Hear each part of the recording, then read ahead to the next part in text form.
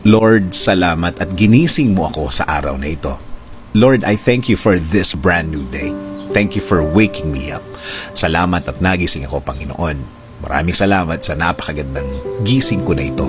Tatanggapin ko po ito as another form of blessing.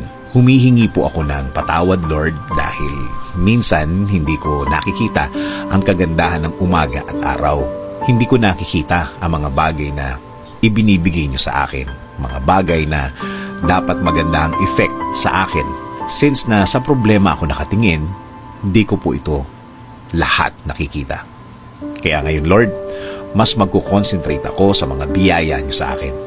Mas ibubukas ko ang aking mga mata, ang aking puso, ang aking isip. Mas hahanapin ko ang kagandahan ng araw at kagandahan ng sitwasyon.